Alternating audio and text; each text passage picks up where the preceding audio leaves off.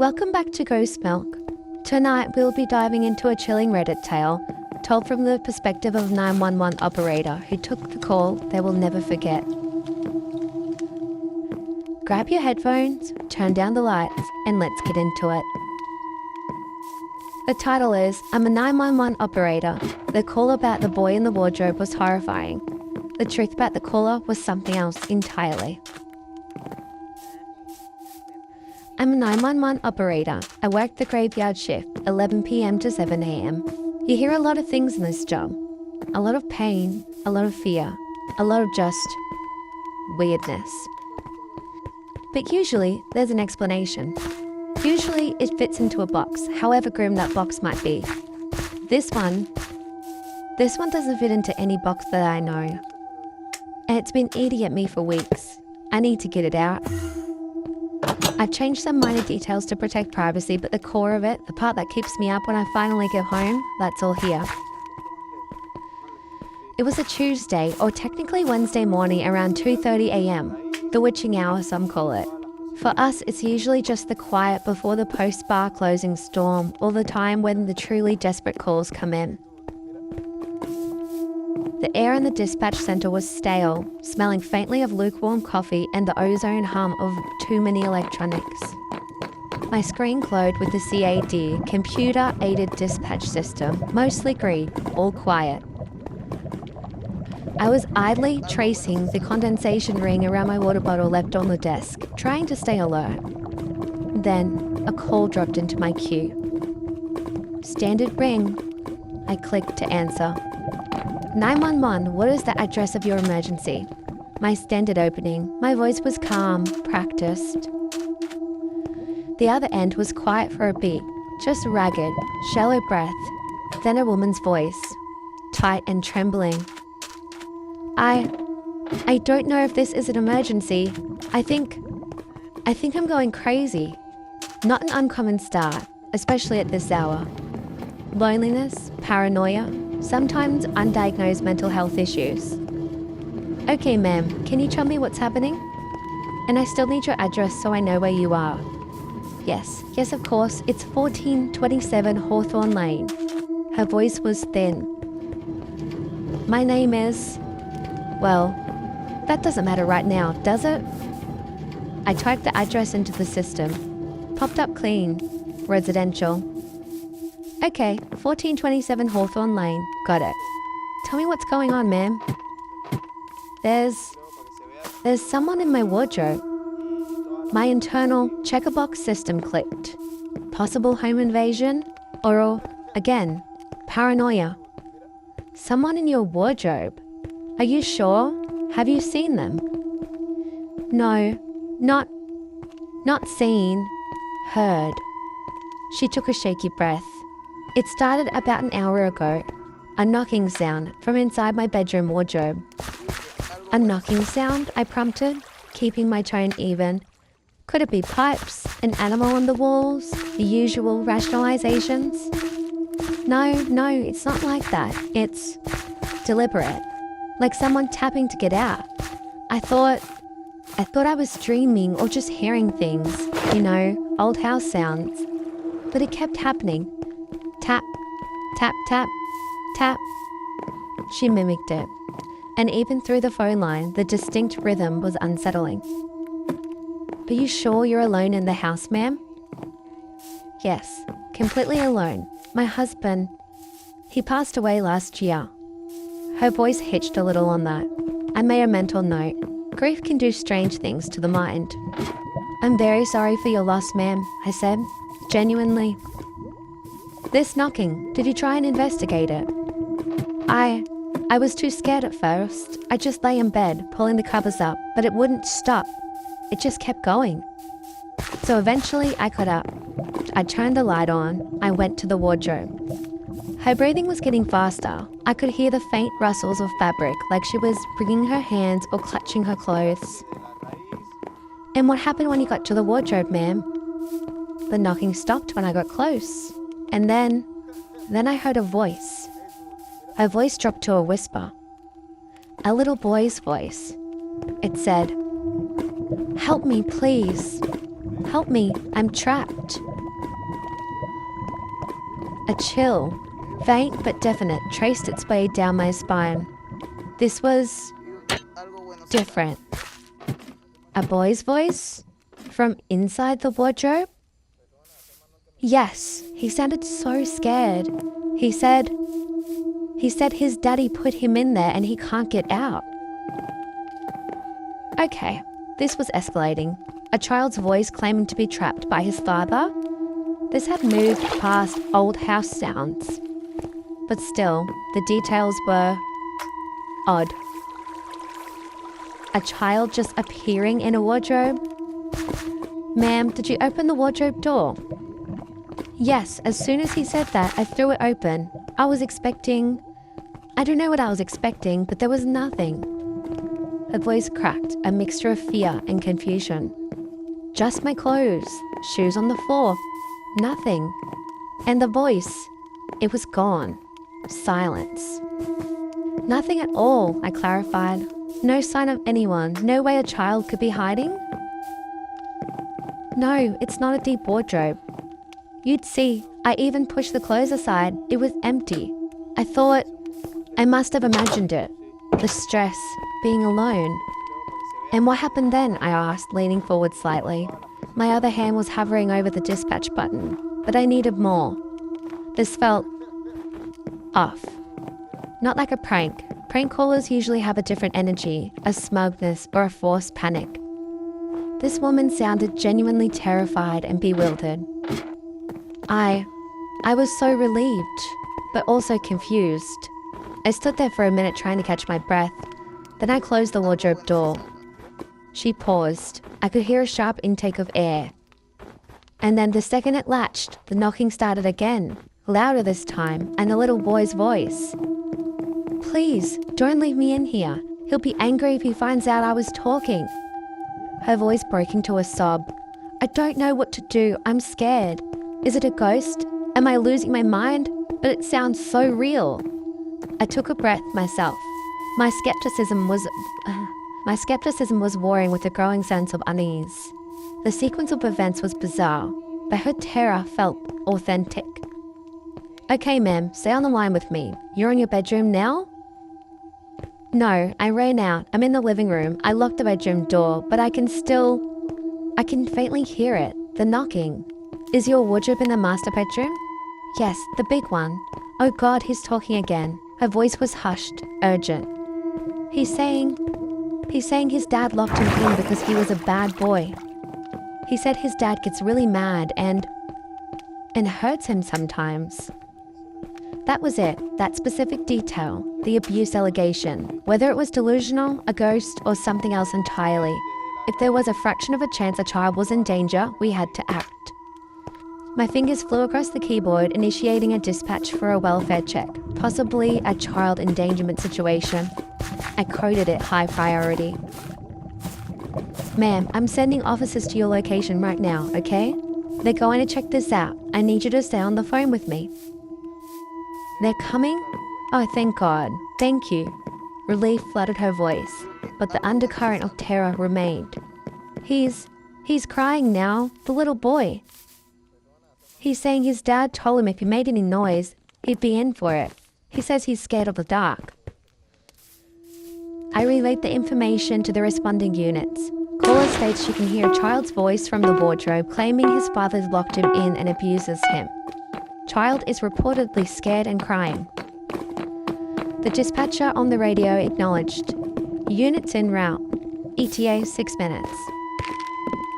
6 minutes can feel like an eternity on a call like this. I tried to keep her talking, tried to keep her grounded. Ma'am, what's your name? It's Eleanor. Eleanor Vance. Okay, Eleanor, the officers are on their way. Are you somewhere where you feel safe right now? I'm in the living room, like I said. I have the door locked, but the sound, it's like getting clearer, even from in here. Or maybe I'm just listening harder, she paused. He's saying, Daddy says I shouldn't talk to strangers, but you're not a stranger if you're helping, are you? My blood ran cold, the innocence of that juxtaposed with the implied threat. It was deeply disturbing. Are you talking to him? I asked her. No, it's just, I can hear him so clearly. I don't know how he's talking to me from upstairs. It's just like he can hear me talking to you. Maybe I shouldn't have come down here. Maybe I should go back up to the room. No, Eleanor, stay where you are. You're helping. We're helping too. Wait for dispatch, please. I could hear her quiet, fearful breathing. I focused on the CAD screen, watching the little car icons representing the patrol units crawl across the maps towards Hawthorne Lane. Each tick of the clock in the dispatch centre sounded unnaturally loud. Eleanor, I said, trying to keep my voice steady. When the officers arrive, they'll knock. Let them know it's you, okay? Yes, I will. She was quiet for a moment. He's saying thank you. The little boy. He says he hopes they come soon because it's hard to breathe in here. Hard to breathe. My stomach clenched. That detail was chillingly specific. Ventilation and a closed wardrobe wouldn't be great. They're almost there, Eleanor. Just a couple more minutes. Unit 214, show us on scene at 1427 Hawthorne. The voice of Officer Miller crackled through my headset. Copy that, 214. Caller is Eleanor Vance. Should be expecting you. She's in the living room. Reports hearing a child in the wardrobe in the master bedroom. 10-4, Central. I relayed this to Eleanor. They're there, Eleanor. They're at your door. Okay, thank heavens. I heard a faint shuffling sound as if she was getting up. Then nothing for a few seconds. I expected to hear her talking to the officers, the sound of the door opening. Instead, Officer Miller's voice came back on the radio, sounding puzzled. Central, we have a male subject at the door. Advises he's the homeowner. My brow furrowed. A male subject? Ask him if Eleanor Vance is present, or if there's any female resident. A brief pause. Central, negative. Male states he lives here alone with his son. Says there's no Eleanor Vance here, no female resident at all. A cold dread far deeper than before began to spread through me. I looked at the address on my screen. 1427 Hawthorne Lane. Confirmed. Eleanor, I said on the phone. Eleanor, are you there? The officers are saying a man answered the door. They say there's no woman there. Her voice came back, faint and laced with utter confusion. What? No, that's impossible. I'm here. This is my house. I'm looking at the living room window. I can see the patrol car. Unit 214, I said, my voice tight. Caller on the line insists she is inside the residence. States that she can see your vehicle. This was getting stranger by the second. Central, the male subject is adamant. He's looking pretty confused himself. Says no one else should be here. Miller sounded wary. Says his name is Arthur Collins. He's got ID. Eleanor, I pressed. What does this man look like? The one at the door. I can't see him clearly from here. Just his shape. Her voice was trembling violently now. But this is my house. I've lived here for 20 years. My husband, Robert. We bought it together. 214, the caller's name is Eleanor Vance. She says her late husband was Robert. Does the name Vance mean anything to Mr. Collins? I waited, listening to the silence on Eleanor's end, then Miller's response. Central, Mr. Collins said he bought this house 3 years ago from an estate sale. Previous owner was deceased, a Robert Vance. My heart hammered against my ribs. Estate sale, previous owner deceased, Robert Vance. That meant Eleanor Vance? Eleanor, I said softly. The officer said that Mr. Collins bought the house 3 years ago from the estate of Robert Vance. Eleanor, your husband's name was Robert, you said. There was a long, drawn-out silence on her end. Just the sound of her breathing growing more ragged, more panicked. It sounded like she was hyperventilating. Eleanor, can you hear me? Then a choked sound. No, that can't be right. Robert, he passed last year. Not 3 months ago. I was with him. Her voice was dissolving into confusion and fear. This is my home. This was spiraling out of my control, out of any recognizable scenario. But the child was still priority. Unit 214, I said, pushing down my own disorientation. Regardless of the caller's status, the initial report was a child trapped in a wardrobe, possibly abused. Mr. Collins states he has a son. You need to verify the welfare of that child. 10-4 Central, Mr. Collins confirmed he has a 7-year-old son. Says his name is Leo. Says he's asleep upstairs. Ask him if you can see the boy, just to confirm he's okay, given the nature of the call we've received. There was a pause.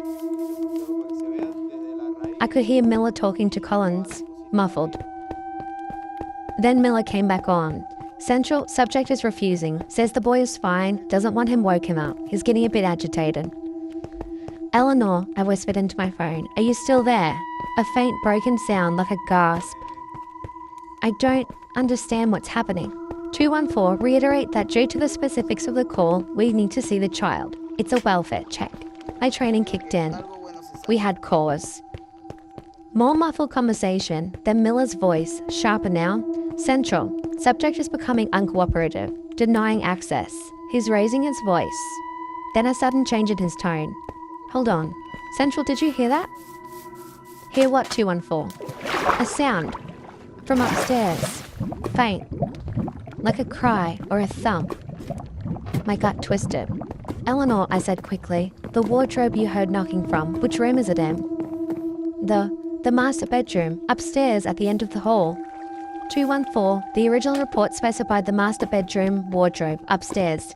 Did you hear the sound from that direction? Affirmative, Central, definitely from upstairs. Subject is now trying to block the doorway. Partner is moving to restrain.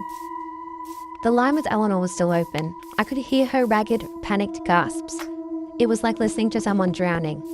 Then, chaos erupted on the radio. Shouting, "Sir, step aside. Police, don't resist." Sounds of a struggle. My own pulse was roaring through my ears. I gripped the phone tighter. Central, we're making entry to check on the child. Officer Miller's voice, strained. Subject is non-compliant. I heard footsteps pounding on the radio feed. Officers moving quickly. Upstairs, check the bedrooms. Eleanor was making soft whimpering sounds now. They're in my house, but they can't see me. Robert, what's happening to me? Robert. 214, status, I demanded. Checking rooms, master bedroom at the end of the hall. Doors closed. A pause. Then, it's locked. Eleanor, was your bedroom door locked when you left it? Yes, I locked it. 214, caller states she locked that door. Okay, Central, we're announcing, then forcing if no response. I heard them call out, "Police! Occupant, open the door!" Silence. Then thud, another. The sound of a door splintering. "We're in," Miller shouted. "Wardrobe, it's closed. Oh God." "Central, we found him. The child's in the wardrobe."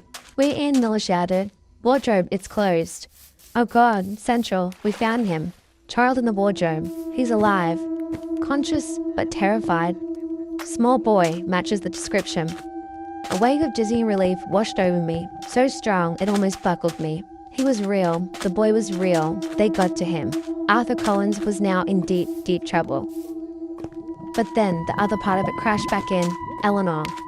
"Eleanor," I said, my voice hoarse. "They found him. The little boy, Leo, he's safe. They have him."